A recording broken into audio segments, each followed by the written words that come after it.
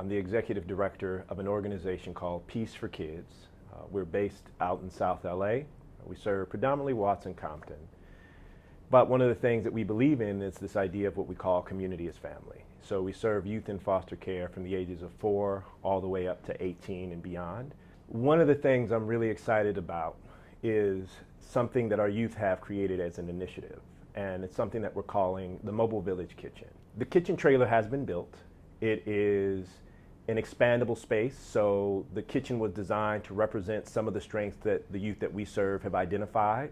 So the first thing was mobility. So we believed that it had to be mobile because we know that youth in foster care are highly transient. So the idea that it's able to move and learn and share what they've got from South LA in terms of their experience with other communities was really valuable and important to them. The other part of it is it's got 2 expandable walls, so it opens up. And so our youth have talked about the idea of being adaptable, that being a youth in foster care requires that you have to adapt to your environment and your surroundings. The other thing that is really valuable is the multi-generational aspect of it. And so we're trying to connect with other organizations that have older alum, connecting with organizations that have young kids in care, so that there is multi-generational learning that happens at these community dinners as well. I think we forget that when we have our own families, the foods that we eat are directly related to our cultural heritage, where our families are from, what they believed. And so because youth in foster care have been cut off from that legacy, it gives them an opportunity to say, well, this is how I want to define my existence on this planet. This is what I want my family to represent in terms of the food that I prepare for them. And so there's cultural heritage that they're getting the chance to define for themselves that hopefully will be passed on to future generations. Foster youth, because of all the changes that they've experienced, that change is a constant in their life, over time they begin to develop strategies that allows them to adapt to new environments.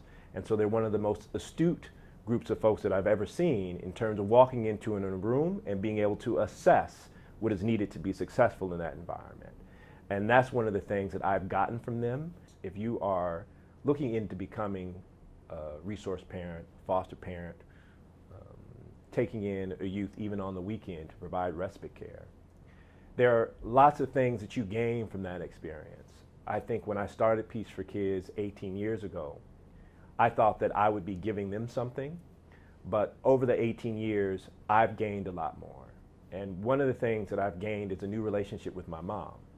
Because my mom grew up in foster care, there were things about her that I didn't understand. She wasn't a parent who was overly nurturing and loving. She was a business kind of gal that you go out, you do this, and this is how you have to behave. And seeing our young folks and building a relationship has helped me see the lens that my mom has had to walk through. And I think what's important to recognize is that through the adverse childhood experience study, we've learned that a lot of folks have experienced childhood trauma. So if that is the norm of our cultural experience, then it's important for us to begin to understand how that legacy affects how we connect. And the young folks that I've worked with at Peace4Kids have helped me do that.